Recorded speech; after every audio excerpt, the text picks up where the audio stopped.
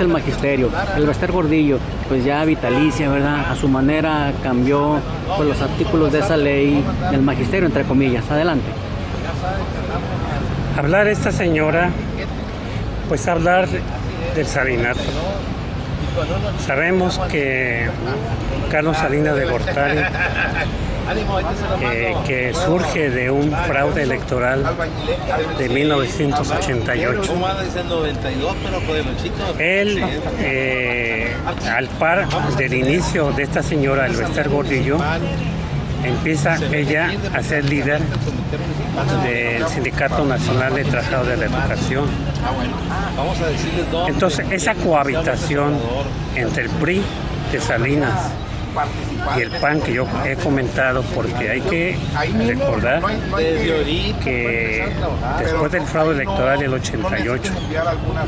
otro personaje nefasto, un individuo que sirvió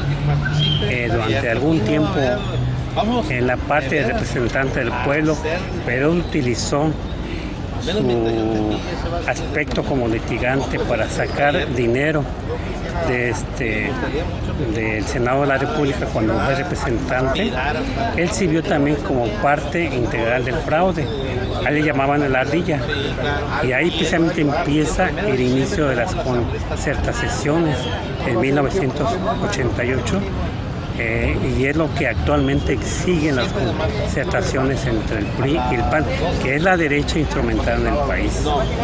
La señora Bester Gordillo empieza a utilizar su presencia dentro del Sindicato Nacional de Trabajadores de la Educación, que es uno de los sindicatos más importantes de América Latina.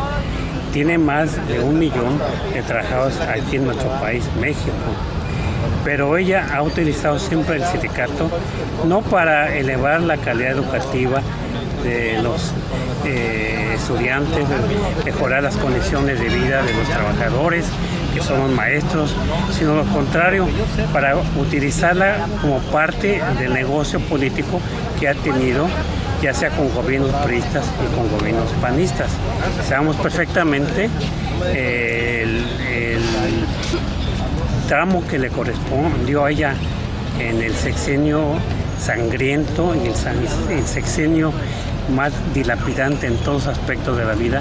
cuando el señor Calderón también sale de un fraude electoral 2006 y que se cataloga como un espurio.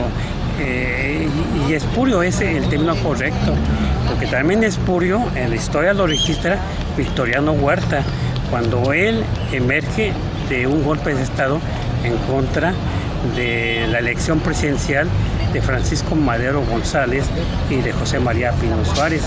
Él durante 17 meses actúa como un espurio, como un represor. Él utiliza a toda la burocracia para militarizarla, y fue lo mismo que hizo Calderón. Él parte de un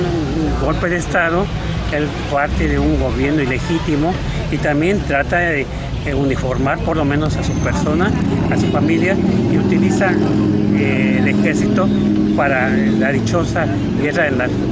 narcotráfico, que fue evidentemente, como sabemos, un fracaso, porque son más de 70,000 muertes y aparte más de 25,000 desaparecidos. Entonces el Bester Gordillo,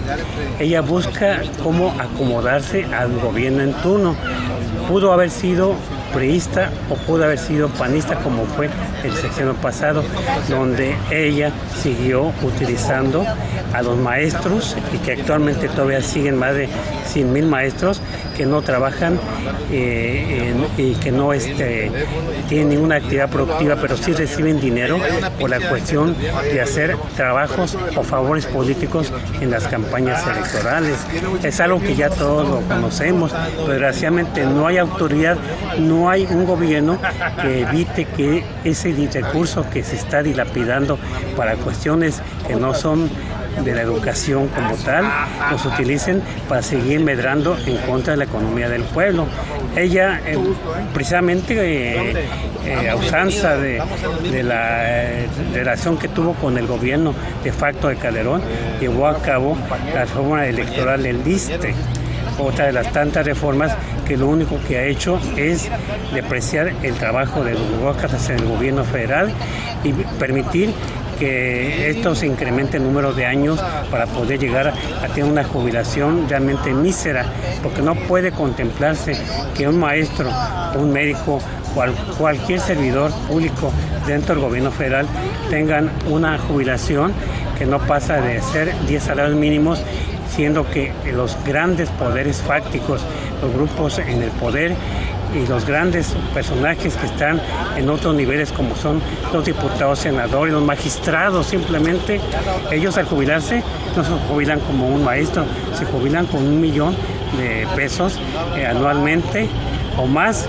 como los grandes también personajes cada vez más depauperados y cada vez más desacreditados, como son los del IFE, que fue un instrumento del fraude electoral